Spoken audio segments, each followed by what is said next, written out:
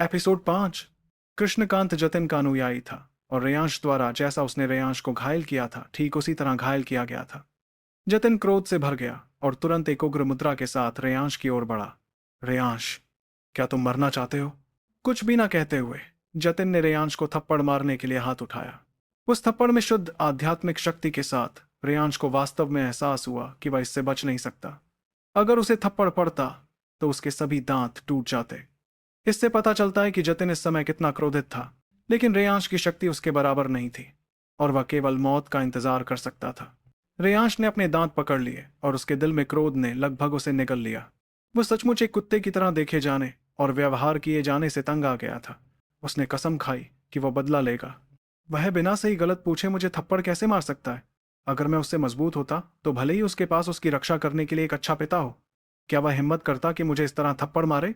अगर मैं उससे मजबूत होता तो मेरी उसे थप्पड़ मारने की बारी आती। ये आने वाला थप्पड़ एक फ्यूज की तरह था जो उसके दिल में छिपी क्रूरता को धीरे धीरे निकाल रहा था। एक थप्पड़ के साथ जतिन की बांह किसी ने पकड़ ली, लेकिन ये रेयांश के गाल से केवल 1 इंच दूर थी। हथेली से आई तेज हवा से रेयांश का गाल दर्द करने लगा। जिस व्यक्ति ने जतिन की बांह पकड़ी वह यशवंत नायक था।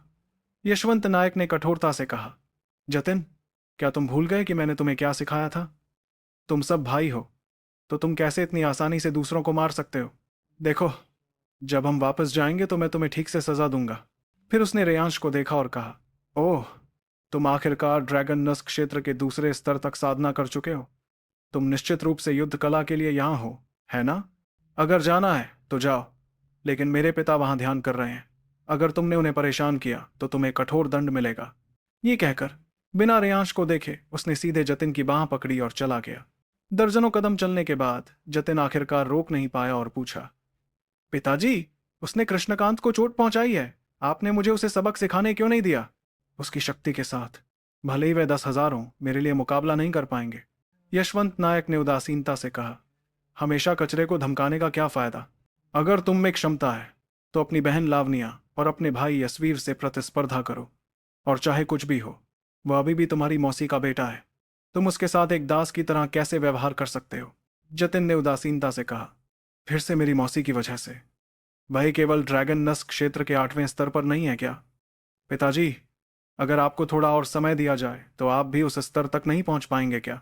उनके जाते हुए रूपों को देखकर रेयांश ने अपने दिल में क्रोध को गुप्त रूप से दबा दिया। हालांकि आज के थप्पड़ का बदला, साथ ही पिछली पिटाई और गाली गलौज, सब कुछ उसके दिल में अंकित हो गया। मैं फिर से कह रहा हूं, मुझे मौका मत देना, वरना मैं तुम्हें ऐसा कर दूंगा कि तुम मरने की कामना करने लगोगे। इतने सालों तक सहन करने के बाद उसने पहले ही अपनी भावनाओं को नियंत्रित करना सीख लिया था। मार्शल स्क्रिप्चर हॉल को देखकर रेयांश ने अपनी नकारात्मक भावनाओं को दूर कर दिया और पत्थर का दरवाजा खोलकर अंदर चला गया। जहां तक कृष्णकांत का सवाल था, वह अभी भी जमीन पर पड़ा था। लंबे समय के बाद यशवंत नायक ने उसे दूर ले जाने के लिए किसी को भेजा। हॉल के सामने चलकर रेयांश ने अपना सिर उठाकर उसे देखा। मेरी पहली युद्ध कला अंदर है। अपनी नजर को एक तरफ घुमाते हुए उसने एक लकड़ी की झोपड़ी देखी। नायक कुल के पूर्वज उसके नाना जी वहां साधना कर रहे थे। कोई भी उन्हें परेशान करने की हिम्मत नहीं करता था और मार्शल स्क्रिप्चर हॉल भी पूर्वज की रक्षा के साथ सुरक्षित था। चूंकि रेयांश ने युद्ध कला को देखने की आवश्यकताओं को पूरा कर लिया था, वह स्वाभाविक रूप से प्रवेश कर सकता था। ये बूढ़ा आदमी इतने रहस्यमय तरीके से क्यों व्यवहार कर रहा है? मेरे पिता जब जवान थे तो पहले ही ड्रैगन नस्क क्षेत्र के 8वें स्तर पर थे, आपसे थोड़ा कमजोर। अगर उनके पास ड्रैगन जेड ना होता तो वे लंबे समय पहले ही एक ऐसे अस्तित्व बन चुके होते जिसे आप केवल देख सकते हो। भले ही वह अंदर ही से कोस रहा था, उसने मार्शल स्क्रिप्चर हॉल में कदम रखा।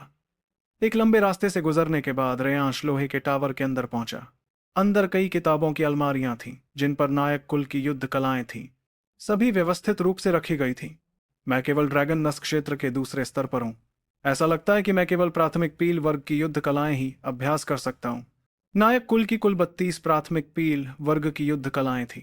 किताबों की अलमारी के पास जाकर रेयांश ने पहली पंक्ति से शुरू करके फेरोसियस टाइगर फिस्ट टेक्निक को चुना। 15 मिनट से भी कम समय में रेयांश ने फेरोसियस टाइगर फिस्ट टेक्निक को नीचे रख दिया। क्या हो रहा है?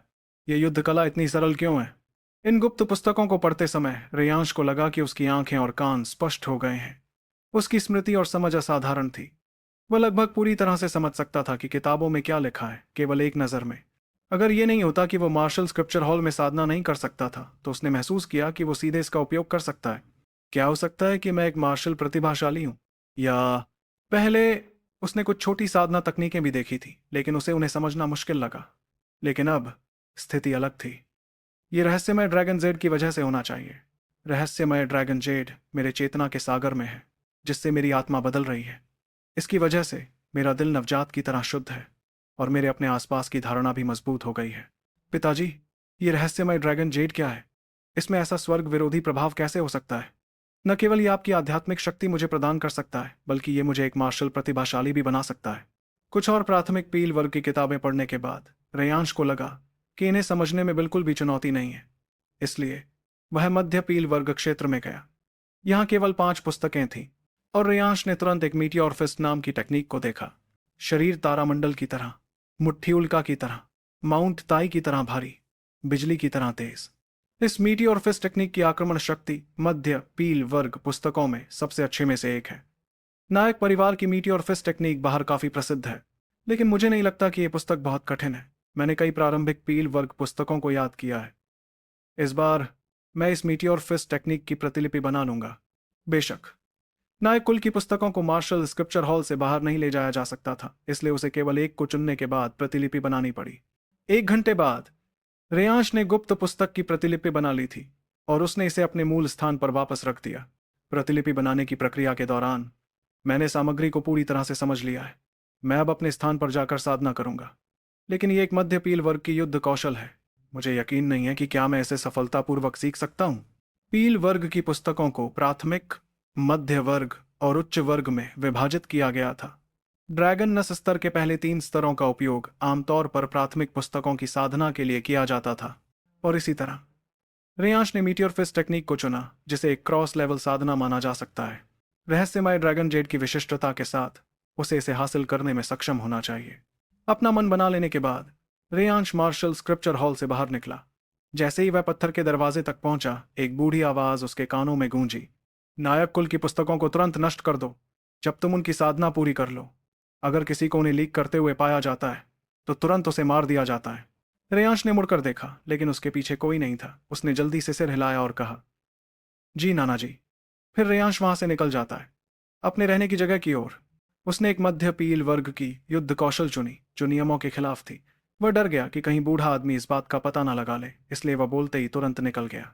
लकड़ी के घर में बूढ़े आदमी ने अपनी आंखें खोली और निराशा से कहा, मुझे लगा था कि यह बच्चा शायद एक प्रतिभाशाली हो सकता है, लेकिन वह अपनी क्षमता से ज्यादा काम कर रहा है। एक मध्य पील वर्ग की युद्ध कौशल चुन रहा है।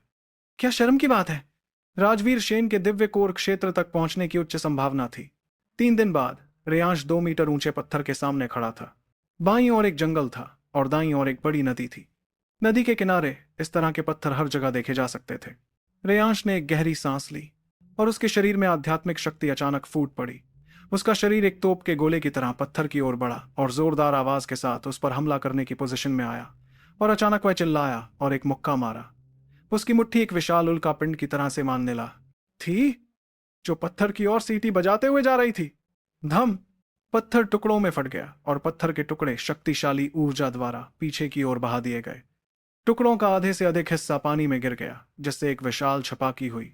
शरीर तारों के आकाश जैसा, मुट्ठी उल्का जैसी, भारी तारापीठ जैसा, तेज बिजली जैसा। इस मीटियोर फिस्ट टेक्निक में 2 सच्चाइयां छुपी हुई हैं, तेज और भारी। इसीलिए ये इतनी शक्ति के साथ फट सकता है। मैं वर्तमान में ड्रैगन नस क्षेत्र के दूसरे स्तर पर हूं, इसलिए मेरे लिए मीटियोर फिस्ट टेक्निक की पूरी शक्ति का उपयोग करना मुश्किल है। लेकिन रेयांश की आंखों में ठंडक थी। अगर मैं फिर से कृष्णकांत से मिलूं तो मैं इस हमले से उसे मार सकता हूं। 3 दिनों में मैं रेयांश ने मीटियोर फिस्ट टेक्निक को पूरी तरह से मास्टर कर लिया है। अगर यह खबर फैल जाए तो यह निश्चित रूप से चौंकाने वाली होगी।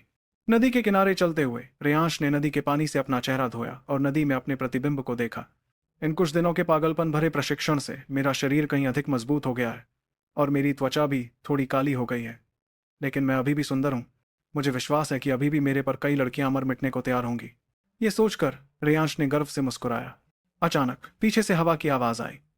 रेयांश चौंक गया। वह तुरंत झुक गया और लेट गया और अपना पैर हमलावर के पैर फंसाया। लेकिन उसे आश्चर्य हुआ और उसने महसूस किया कि उसका पैर किसी नरम चीज से टकराया और फिर एक आकृति उसके सिर के ऊपर से उड़ गई, चीखते हुए नदी में गिर गई। रेयांश खड़ा हुआ और देखा और पाया कि व्यक्ति जिसने उस पर धावा बोलना चाहा था और उसने जिसको पैर फंसाकर नदी में गिराया वह एक लड़की थी। ये लड़की कमजोर नहीं लग रही थी और रेयांश द्वारा नदी में गिराए जाने का कारण केवल इसलिए था क्योंकि वो लापरवाह थी। आगे क्या होगा स्टोरी में जानने के लिए सुनते रहिए इस स्टोरी को और चैनल को भी ज्वाइन कर ले। आगे के एपिसोड इसी चैनल पे आएंगे तो सब लोग इसे ज्वाइन कर